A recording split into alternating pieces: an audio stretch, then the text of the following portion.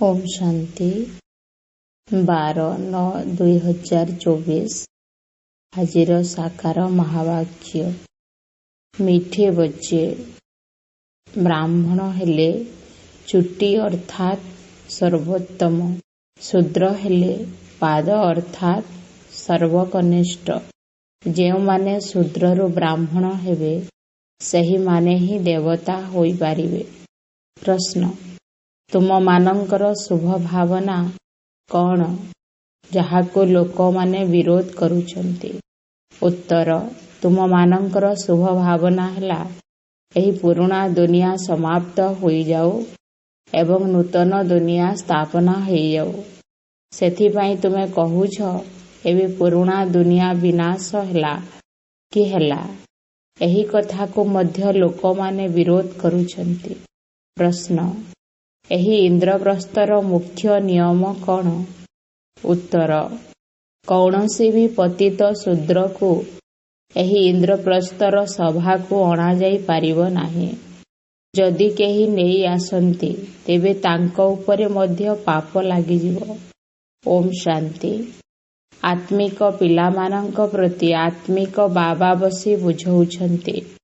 ପିଲାମାନେ ଜାଣିଛନ୍ତି ଯେ ଆମେ ନିଜ ପାଇଁ ନିଜର ଦୈବୀ ରାଜ୍ୟ ପୁନର୍ବାର ସ୍ଥାପନା କରୁଛୁ, କାହିଁକି ନା ତୁମେମାନେ ବ୍ରହ୍ମା କୁମାର କୁମାରୀ ଅଟ। ତେଣୁ ତୁମେମାନେ ହିଁ ଏହି କଥା ଜାଣିଛ। କିନ୍ତୁ ମାୟା ତୁମକୁ ମଧ୍ୟ ଏ କଥା ଭୁଲାଇ ଦେଉଛି। ତୁମେମାନେ ଦେବତା ହେବାକୁ ଚାହୁଁଛ, କିନ୍ତୁ ମାୟା ତୁମକୁ ବ୍ରାହ୍ମଣରୁ ଶୂଦ୍ର କରିଦେଉଛି। ଶିବ ବାବାଙ୍କୁ ମନେ ପକାଉନାହଁ, ତେଣୁ ତୁମେମାନେ ବ୍ରାହ୍ମଣରୁ ଶୂଦ୍ର ହୋଇଯାଉଛ। ପିଲାମାନେ ଏକଥା ଜାଣିଛନ୍ତି ଯେ ଆମେ ନିଜର ରାଜ୍ୟ ସ୍ଥାପନ କରୁଛୁ। ଯେତେବେଳେ ରାଜ୍ୟ ସ୍ଥାପନ କରା ହୋଇଯିବ ସେତେବେଳେ ଏହି ପୁରୁଣା ସୃଷ୍ଟି ଆଉ ରହିବ ନାହିଁ। ବାବା ସମସ୍ତଙ୍କୁ ଏହି ବିଶ୍ୱରୁ ଶାନ୍ତିଧାମକୁ ପଠାଇଦେବେ। ଏହା ତୁମମାନଙ୍କର ଭାବନା। କିନ୍ତୁ ତୁମେମାନେ କହୁଛ ଯେ ଏହି ଦୁନିଆ ସମାପ୍ତ ହୋଇଯିବ। ତେଣୁ ଲୋକମାନେ ବିରୋଧ ନିଶ୍ଚିତ କରିବେ ନା। କହିବେ ବ୍ରହ୍ମା କୁମାରୀମାନେ ପୁଣି ଏହିଭଳି କ'ଣ କହୁଛନ୍ତି, କେବଳ ବିନାଶ କଥା କହୁଛନ୍ତି। ତୁମେମାନେ ଜାଣିଛ ଯେ ଏହି ବିନାଶ ଦ୍ୱାରା ହିଁ ବିଶେଷ ରୂପେ ଭାରତର ଓ ସର୍ବସାଧାରଣ ଭାବରେ ସାରା ଦୁନିଆର ମଙ୍ଗଳ ହେବ। କିନ୍ତୁ ଏ କଥା ଦୁନିଆର ଲୋକମାନେ ଜାଣିନାହାନ୍ତି। ବିନାଶ ହେଲେ ସମସ୍ତେ ମୁକ୍ତିଧାମକୁ ଚାଲିଯିବେ। ଏବେ ତୁମେମାନେ ଈଶ୍ୱରୀୟ ସମ୍ପ୍ରଦାୟର ହୋଇଛ, ପୂର୍ବରୁ ଆସୁରୀ ସମ୍ପ୍ରଦାୟର ଥିଲ। ତୁମକୁ ସ୍ୱୟଂ ଈଶ୍ୱର କହୁଛନ୍ତି ଯେ ମୋତେ ମନେ ପକାଅ। ଏ କଥା ବାବା ଜାଣିଛନ୍ତି ଯେ ସଦା ସର୍ବଦା ଯୋଗଯୁକ୍ତ ହୋଇ କେହି ରହିପାରିବେ ନାହିଁ। ଯଦି ସଦା ସର୍ବଦା ଯୋଗଯୁକ୍ତ ହୋଇ ରହିବେ ତେବେ ବିକର୍ମ ବିନାଶ ହୋଇ କର୍ମାତୀତ ଅବସ୍ଥା ହୋଇଯିବ। ବର୍ତ୍ତମାନ ତ ସମସ୍ତେ ପୁରୁଷାର୍ଥୀ ଅଟନ୍ତି। ଯେଉଁମାନେ ବ୍ରାହ୍ମଣ ହେବେ ସେହିମାନେ ହିଁ ଦେବତା ହୋଇପାରିବେ। ବ୍ରାହ୍ମଣ ହେବା ପରେ ହିଁ ଦେବତା ହୋଇପାରିବେ। ବାବା ବୁଝାଉଛନ୍ତି ବ୍ରାହ୍ମଣ ମାନେ ହେଲେ ଚୁଟି ଅର୍ଥାତ୍ ଶୀର୍ଷ ସ୍ଥାନର ଅଧିକାରୀ। ଯେପରି ପିଲାମାନେ ବାଜୁଲି ଖେଳନ୍ତି ତେବେ ପ୍ରଥମେ ମଥାର ଚୁଟି ହିଁ ଆସିଥାଏ। ବ୍ରାହ୍ମଣ ମାନଙ୍କର ସବୁବେଳେ ଚୁଟି ଥାଏ। ତୁମେମାନେ ହେଉଛ ବ୍ରାହ୍ମଣ। ଆଗରୁ ତୁମେ ଶୂଦ୍ର ଅର୍ଥାତ୍ ପାଦ ସର୍ବନିମ୍ନ ସ୍ଥାନରେ ଥିଲ। ଏବେ ବ୍ରାହ୍ମଣ ହୋଇଛ, ପୁଣି ଦେବତା ହେବ। ମୁଖକୁ ଦେବତା କୁହାଯାଏ, ଭୁଜାକୁ କ୍ଷତ୍ରିୟ, ପେଟକୁ ବୈଶ୍ୟ, ପାଦକୁ ଶୂଦ୍ର କହିଥାନ୍ତି। ଶୂଦ୍ର ଅର୍ଥାତ୍ ନୀଚ ବୁଦ୍ଧି, ତୁଚ୍ଛ ବୁଦ୍ଧି। ତୁଚ୍ଛ ବୁଦ୍ଧି ସେହିମାନଙ୍କୁ କୁହାଯିବ ଯେଉଁମାନେ ବାବାଙ୍କୁ ଜାଣିନାହାନ୍ତି, ଆହୁରି ତାଙ୍କର ଗ୍ଲାନି କରି ଚାଲିଛନ୍ତି। ସେଥିପାଇଁ ବାବା କହୁଛନ୍ତି ଯେବେ ଯେବେ ଭାରତରେ ଗ୍ଲାନି ହୋଇଥାଏ ତେବେ ମୁଁ ଆସିଥାଏ। ଯେଉଁମାନେ ଭାରତବାସୀ ଅଟନ୍ତି ବାବା ସେହିମାନଙ୍କ ସହିତ ହିଁ କଥା ହେଉଛନ୍ତି। ୟଦା ୟଦା ହି ଧର୍ମସ୍ୟ, ବାବା ଭାରତରେ ହିଁ ଆସୁଛନ୍ତି। ଆଉ କୌଣସି ସ୍ଥାନକୁ ଆସୁନାହାନ୍ତି। ଭାରତ ହିଁ ଅବିନାଶୀ ରାଷ୍ଟ୍ର ଅଟେ। ବାବା ମଧ୍ୟ ଅବିନାଶୀ ଅଟନ୍ତି। ସିଏ କେବେ ଜନ୍ମ ମରଣରେ ଆସୁନାହାନ୍ତି। ବାବା ଅବିନାଶୀ ଆତ୍ମାମାନଙ୍କୁ ହିଁ ବସି ଶୁଣାଉଛନ୍ତି। ଏହି ଶରୀର ତ ବିନାଶୀ ଅଟେ। ଏବେ ତୁମେମାନେ ଶରୀରର ଅଭିମାନକୁ ଛାଡ଼ି ନିଜକୁ ଆତ୍ମା ବୋଲି ଭାବୁଛ। ବାବା ବୁଝାଉଛନ୍ତି, ହୋଲି ଉତ୍ସବରେ କୋକି ପକାଇଥାନ୍ତି, ଯାହା ସବୁ ଜଳିଯାଏ, କିନ୍ତୁ ଏହାର ସୂତା ଜଳି ନଥାଏ। ସେହିପରି ଆତ୍ମାର କେବେ ବିନାଶ ହୁଏ ନାହିଁ। ଏଥିପାଇଁ ହିଁ ଏହି ଉଦାହରଣ ଦିଆଯାଇଛି। ଏକଥା କୌଣସି ମନୁଷ୍ୟକୁ ଜଣା ନାହିଁ ଯେ ଆତ୍ମା ଅବିନାଶୀ ଅଟେ। ସେମାନେ ତ କହିଦେଉଛନ୍ତି ଆତ୍ମା ନିର୍ଲେପ ଅଟେ। ବାବା କହୁଛନ୍ତି ନା, ଆତ୍ମା ହିଁ ଏହି ଶରୀର ଦ୍ୱାରା ଭଲ ଅଥବା ମନ୍ଦ କର୍ମ କରିଥାଏ। ଗୋଟିଏ ଶରୀର ଛାଡ଼ି ଅନ୍ୟ ଏକ ଶରୀର ଧାରଣ କରେ ଏବଂ କର୍ମଭୋଗ ଭୋଗିଥାଏ। ତେଣୁ ଆତ୍ମା ହିସାବ କିତାବ ସାଙ୍ଗରେ ନେଇଯାଇଥାଏ ନା। ସେଥିପାଇଁ ଏହି ଆସୁରୀ ଦୁନିଆରେ ମନୁଷ୍ୟମାନେ ଅସରନ୍ତି ଦୁଃଖ ଭୋଗ କରୁଛନ୍ତି। ଏଠାରେ ଆୟୁଷ ମଧ୍ୟ କମ୍ ହୋଇଯାଇଛି, କିନ୍ତୁ ମନୁଷ୍ୟମାନେ ଏହି ଦୁଃଖକୁ ମଧ୍ୟ ସୁଖ ବୋଲି ଭାବି ନେଉଛନ୍ତି। ତୁମେମାନେ ବାରମ୍ବାର କହୁଛ ନିର୍ବିକାରୀ ହୁଅ, ତଥାପି ବି କହୁଛନ୍ତି ବିଷ ବିନା ଆମେ ରହିପାରିବୁ ନାହିଁ। କାହିଁକି ନା ଶୂଦ୍ର ସମ୍ପ୍ରଦାୟର ଅଟନ୍ତି ନା, ସେଥିପାଇଁ କ୍ଷୁଦ୍ର ବୁଦ୍ଧି ହୋଇଯାଇଛନ୍ତି। ତୁମେମାନେ ବ୍ରାହ୍ମଣ ଚୁଟି ଅଟ। ଚୁଟି ତ ସବୁଠାରୁ ଉଚ୍ଚରେ ଥାଏ, ଦେବତାମାନଙ୍କ ଠାରୁ ମଧ୍ୟ ଉଚ୍ଚ। ତୁମେମାନେ ବର୍ତ୍ତମାନ ସମୟରେ ଦେବତାମାନଙ୍କ ଠାରୁ ମଧ୍ୟ ଉଚ୍ଚ ଅଟ। କାହିଁକି ନା ତୁମେମାନେ ବାବାଙ୍କର ସାଥିରେ ଅଛ। ବାବା ବର୍ତ୍ତମାନ ତୁମମାନଙ୍କୁ ପାଠ ପଢ଼ାଉଛନ୍ତି। ବାବା ତୁମର ଆଜ୍ଞାକାରୀ ସେବାଧାରୀ ହୋଇଛନ୍ତି ନା। ବାପା ପିଲାମାନଙ୍କର ଆଜ୍ଞାକାରୀ ହୋଇଥାନ୍ତି ନା। ପିଲାଙ୍କୁ ଜନ୍ମ ଦେଇ ପାଳି ପୋଷି ପାଠ ପଢ଼ାଇ ବଡ଼ କରି ଯେତେବେଳେ ପୁଣି ବୁଢ଼ା ହୋଇଯାଆନ୍ତି, ସେତେବେଳେ ସମସ୍ତ ସମ୍ପତ୍ତି ପିଲାଙ୍କୁ ଦେଇ ନିଜେ ଗୁରୁ ଆଶ୍ରିତ ହୋଇ ବାନପ୍ରସ୍ଥୀ ହୋଇଥାନ୍ତି। ମୁକ୍ତିଧାମକୁ ଯିବା ପାଇଁ ଗୁରୁ କରନ୍ତି, କିନ୍ତୁ ସେମାନେ ମୁକ୍ତିଧାମକୁ ତ ଯାଇପାରିବେ ନାହିଁ। ମାତା ପିତା ହିଁ ପିଲାର ଦାୟିତ୍ୱ ବହନ କରିଥାନ୍ତି। ଧରିନିଅ ମା ବେମାର ପଡ଼ିଛି, ପିଲା ମଳତ୍ୟାଗ କରିଦେଲା, ତେବେ ବାପକୁ ହିଁ ଉଠାଇବାକୁ ପଡ଼ିବ ନା। ତେଣୁ ମାତା ପିତା ପିଲାଙ୍କର ସେବକ ହେଲେ ନା। ନିଜର ସମସ୍ତ ସମ୍ପତ୍ତି ପିଲାକୁ ଦେଇ ଦିଅନ୍ତି। ସେହିପରି ବେହତ୍ର ବାବା ମଧ୍ୟ କହୁଛନ୍ତି, ମୁଁ ଯେବେ ଆସୁଛି କୌଣସି ଛୋଟ ପିଲାଙ୍କ ପାଖକୁ ଆସୁନାହିଁ। ତୁମେମାନେ ତ ବଡ଼ ଅଟ ନା। ତୁମମାନଙ୍କୁ ବସି ଶିକ୍ଷା ଦେଉଛନ୍ତି। ତୁମେମାନେ ଶିବ ବାବାଙ୍କର ସନ୍ତାନ ହୋଇଛ, ତେଣୁ ନିଜକୁ ବିକେ ବୋଲି କହୁଛ। ଏହା ପୂର୍ବରୁ ତୁମେମାନେ ଶୂଦ୍ର କୁମାର କୁମାରୀ ବେଶ୍ୟାଳୟରେ ଥିଲ। ଏବେ ତୁମେ ବେଶ୍ୟାଳୟରେ ରହିପାରିବ ନାହିଁ। ଏଠାରେ ଅର୍ଥାତ୍ ବାବାଙ୍କ ନିକଟରେ କୌଣସି ବିକାରୀ ରହିପାରିବେ ନାହିଁ। ହୁକୁମ ହିଁ ନାହିଁ। ତୁମେମାନେ ହେଲ ବିକେ। ଏହି ସ୍ଥାନ ବିକେମାନଙ୍କ ପାଇଁ ଉଦ୍ଦିଷ୍ଟ। କେହି କେହି ବହୁତ ବୋକା ସନ୍ତାନ ଅଛନ୍ତି, ଯେଉଁମାନେ ବୁଝୁନାହାନ୍ତି ଯେ ବିକାରର ବଶୀଭୂତ ହୋଇଥିବା ଆତ୍ମାକୁ ହିଁ ଶୂଦ୍ର କୁହାଯାଉଛି। ତେଣୁ ସେମାନଙ୍କୁ ଏଠାକୁ ଆସିବାକୁ କିମ୍ବା ଏଠାରେ ରହିବାକୁ ହୁକୁମ ନାହିଁ। ଏହା ଇନ୍ଦ୍ରସଭାର କଥା ଅଟେ ନା। ଏହା ତ ଇନ୍ଦ୍ରସଭା ଅଟେ, ଯେଉଁଠାରେ କି ଜ୍ଞାନ ବର୍ଷା ହେଉଛି। କେହି ଜଣେ ବିକେ ଅପବିତ୍ର ଆତ୍ମାକୁ ଲୁଚାଇ ସଭାରେ ବସାଇ ଦେଇଥିଲେ। ଉଭୟଙ୍କୁ ଅଭିଶାପ ମିଳିଲା ଯେ ପଥର ହୋଇଯିବ। ଏହା ହିଁ ସତ୍ୟ ସତ୍ୟ ଇନ୍ଦ୍ରପ୍ରସ୍ଥ ନା। ଏହା କୌଣସି ଶୂଦ୍ର କୁମାର କୁମାରୀ ମାନଙ୍କର ସତ୍ସଙ୍ଗ ନୁହେଁ। ଦେବତାମାନେ ହିଁ ପବିତ୍ର ଅଟନ୍ତି। ଶୂଦ୍ରମାନେ ତ ପତିତ। ପତିତମାନଙ୍କୁ ବାବା ଆସି ପବିତ୍ର ଦେବତା କରୁଛନ୍ତି। ଏବେ ତୁମେମାନେ ପତିତରୁ ପାବନ ଦେବତା ହେଉଛ। ତେଣୁ ଏହା ଇନ୍ଦ୍ରସଭା ହୋଇଗଲା। ଯଦି ଆଜ୍ଞା ନ ନେଇ କେହି ବିକାରୀ ଆତ୍ମାକୁ ନେଇ ଆସିବେ ତେବେ ବହୁତ ଦଣ୍ଡ ଭୋଗ କରିବାକୁ ପଡ଼ିବ। ପଥର ବୁଦ୍ଧି ହୋଇଯିବେ।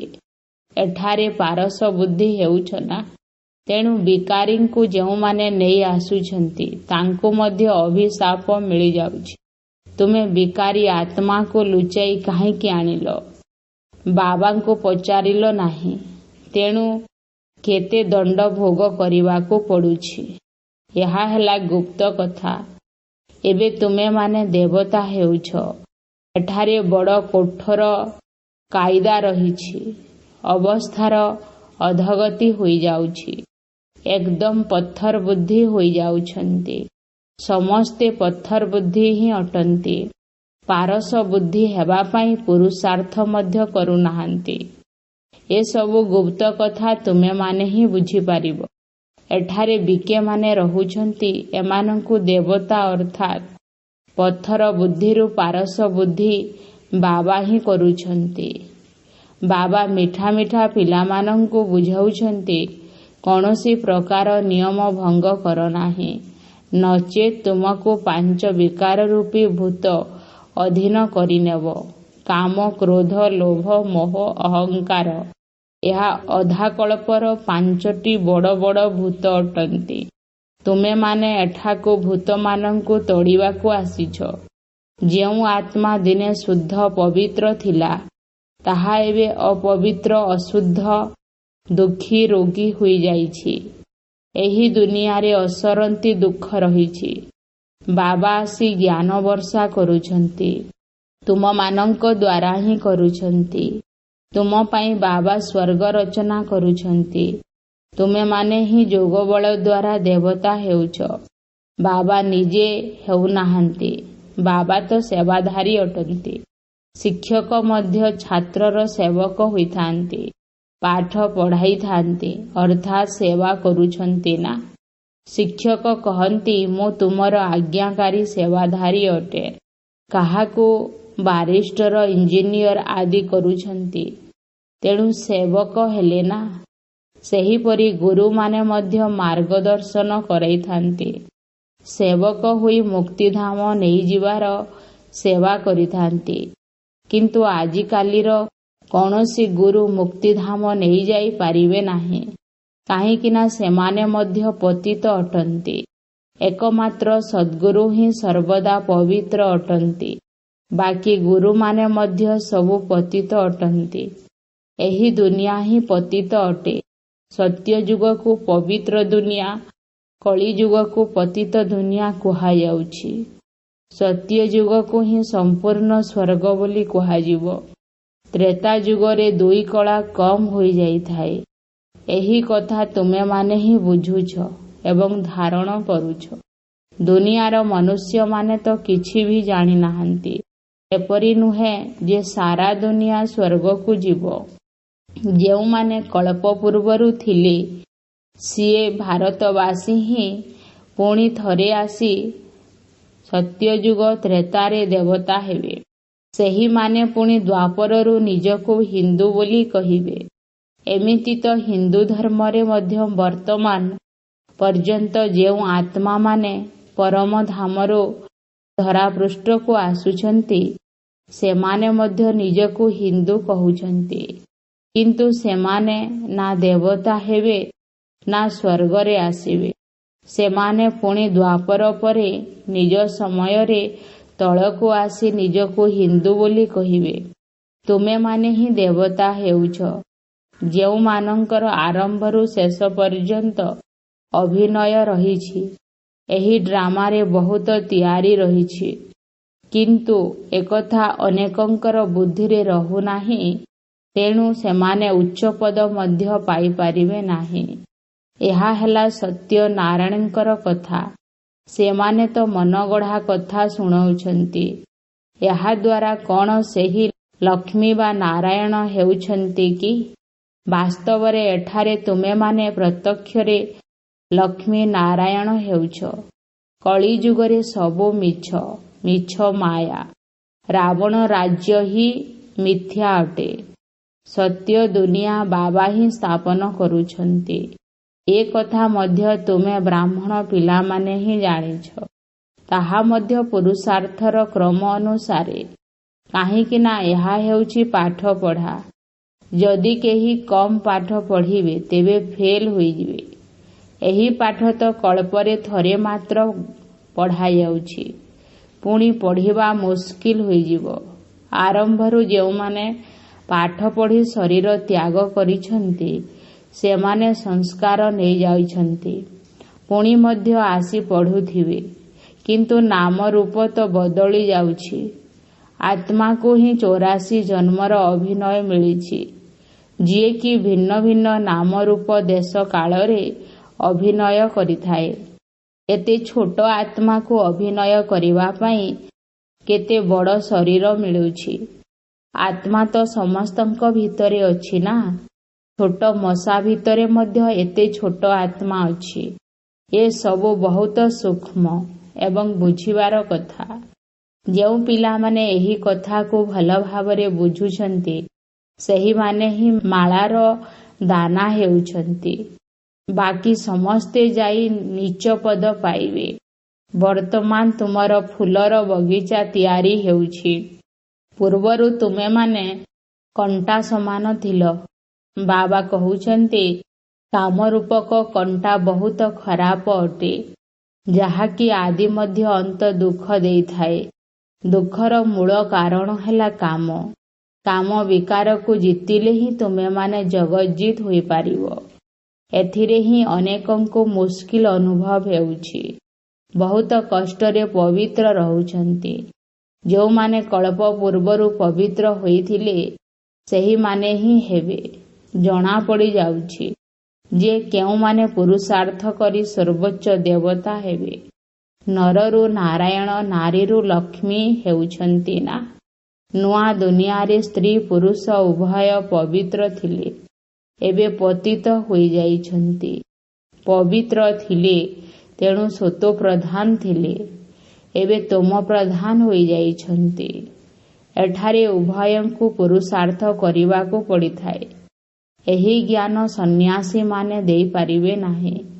ସେହି ଧର୍ମ ହିଁ ଅଲଗା, ତାହା ନିବୃତ୍ତି ମାର୍ଗର ଅଟେ। ଏଠାରେ ତ ଭଗବାନ ସ୍ତ୍ରୀ ପୁରୁଷ ଉଭୟଙ୍କୁ ପାଠ ପଢ଼ାଉଛନ୍ତି।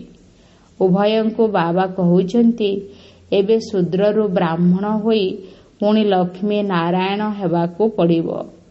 ସମସ୍ତେ ତ ହେବେ ନାହିଁ। ଲକ୍ଷ୍ମୀ ନାରାୟଣଙ୍କର ମଧ୍ୟ ବଂଶାବଳୀ ରହିଛି। ସେହିମାନେ କିପରି ରାଜ୍ୟ ନେଇଥିଲେ ଏକଥା କେହି ଜାଣିନାହାନ୍ତି। ଏକଥା ମଧ୍ୟ କହୁଛନ୍ତି ଯେ ସତ୍ୟଯୁଗରେ ଏହାଙ୍କର ରାଜ୍ୟ ଥିଲା, କିନ୍ତୁ ସତ୍ୟଯୁଗକୁ ପୁଣି ଲକ୍ଷ ଲକ୍ଷ ବର୍ଷ କହିଦେଉଛନ୍ତି। ତେଣୁ ଏହା ଅଜ୍ଞାନତା ହେଲା ନା। ବାବା କହୁଛନ୍ତି ଏହା ହେଉଛି କଣ୍ଟାର ଜଙ୍ଗଲ, ତାହା ହେଲା ଫୁଲର ବଗିଚା। ଏଠାକୁ ଆସିବା ପୂର୍ବରୁ ତୁମେମାନେ ଅସୁର ଥିଲ, ଏବେ ତୁମେମାନେ ଅସୁରରୁ ଦେବତା ହେଉଛ। କିଏ କରୁଛନ୍ତି? ଅବିନାଶୀ ବାବା। ଯେତେବେଳେ ଦେବତାମାନଙ୍କ ରାଜ୍ୟ ଥିଲା ସେତେବେଳେ ଆଉ କେହି ନଥିଲେ। ଏକଥା ମଧ୍ୟ ତୁମେମାନେ ଜାଣିଛ। ଯେଉଁମାନେ ବୁଝି ପାରୁନାହାନ୍ତି ସେହିମାନଙ୍କୁ ହିଁ ପତିତ ବୋଲି କୁହାଯାଉଛି। ଏହା ହେଉଛି ବ୍ରହ୍ମା କୁମାର କୁମାରୀମାନଙ୍କର ସଭା। ଯଦି କେହି ଶୈତାନର କାମ କରୁଛନ୍ତି ତେବେ ନିଜକୁ ନିଜେ ହିଁ ଶ୍ରାପିତ କରୁଛନ୍ତି। ତେଣୁ ପଥର ବୁଦ୍ଧି ହୋଇଯାଉଛନ୍ତି। ଏମାନେ ନରରୁ ନାରାୟଣ ସୁବର୍ଣ୍ଣ ବୁଦ୍ଧି ସମ୍ପନ୍ନ ନୁହନ୍ତି। ଏହା ପ୍ରମାଣିତ ହୋଇଯାଉଛି। ସେମାନେ ଯାଇ ତୃତୀୟ ଶ୍ରେଣୀର ଦାସ ଦାସୀ ହେବେ। ଏବେ ମଧ୍ୟ ରାଜାମାନଙ୍କ ପାଖରେ ଦାସ ଦାସୀ ମାନେ ଅଛନ୍ତି। ଏ କଥାର ମଧ୍ୟ ଗାୟନ ରହିଛି। କାହାର ମାଟି ତଳେ ଦବିଯିବ ତେବେ ବିନାଶ ସମୟରେ ବୋମା ପଡ଼ିବା ସହିତ ଚତୁର୍ଦିଗର ବାୟୁମଣ୍ଡଳ ମଧ୍ୟ ବିଷାକ୍ତ ହୋଇଯିବ। ମୃତ୍ୟୁ ତ ନିଶ୍ଚିତ ଭାବରେ ଆସିବ। ଏଭଳି ପଦାର୍ଥ ପ୍ରସ୍ତୁତ କରୁଛନ୍ତି। ମନୁଷ୍ୟ ଅଥବା ହତିଆର ଆଦିର ଆବଶ୍ୟକତା ପଡ଼ିବ ନାହିଁ। ବସି ବସି ଏଭଳି ବୋମା ପକାଇବେ ସେହି ବିଷାକ୍ତ ଗ୍ୟାସ୍ ଚତୁର୍ଦିଗରେ ଖେଳିବା ଦ୍ୱାରା ତୁରନ୍ତ ମୃତ୍ୟୁ ହୋଇଯିବ। ଏତେ କୋଟି ମନୁଷ୍ୟମାନଙ୍କର ବିନାଶ ହେବ। ଏହା କ'ଣ କମ୍ କଥା କି? ସତ୍ୟ ଯୁଗରେ କେତେ କମ୍ ମନୁଷ୍ୟ ରହିବେ। ବାକି ସବୁ ଶାନ୍ତିଧାମ ଚାଲିଯିବେ, ଯେଉଁଠାରେ ଆମେ ଆତ୍ମାମାନେ ରହୁଛେ। ସୁଖଧାମରେ ସ୍ୱର୍ଗ, ଦୁଃଖଧାମରେ ଏହି ନର୍କ ରହିଛି। ଏହି ଚକ୍ର ଘୂରି ଚାଲିଛି। ପତିତ ହୋଇଗଲେ ତେଣୁ ଦୁଃଖଧାମ ହୋଇଯାଉଛି। ପୁଣି ବାବା ଆମକୁ ସୁଖଧାମକୁ ନେଇଯାଉଛନ୍ତି। ପରମ ପିତା ପରମାତ୍ମା ଏବେ ଆମର ସଦ୍ଗତି କରୁଛନ୍ତି। ତେଣୁ ଖୁସି ହେବା ଦରକାର ନା। ମନୁଷ୍ୟମାନେ ଡରୁଛନ୍ତି, ଏକଥା ବୁଝୁନାହାନ୍ତି ଯେ ମୃତ୍ୟୁ ପରେ ହିଁ ଗତି ସଦ୍ଗତି ହେବ।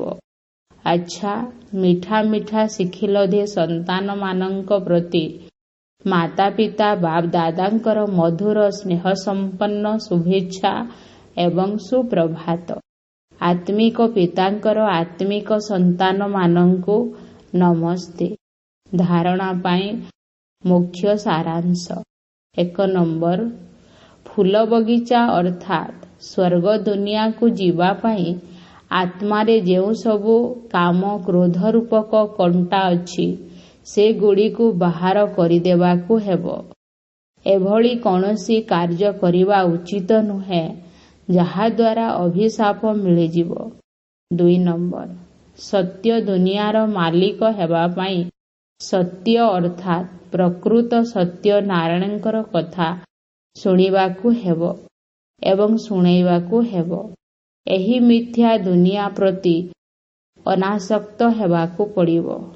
ବରଦାନ, ଲାଇଟ୍ ଆଧାରରେ ଜ୍ଞାନ ଯୋଗର ଶକ୍ତିଗୁଡ଼ିକୁ ପ୍ରୟୋଗ କରୁଥିବା ପ୍ରୟୋଗଶାଳୀ ଆତ୍ମା ହୁଅ।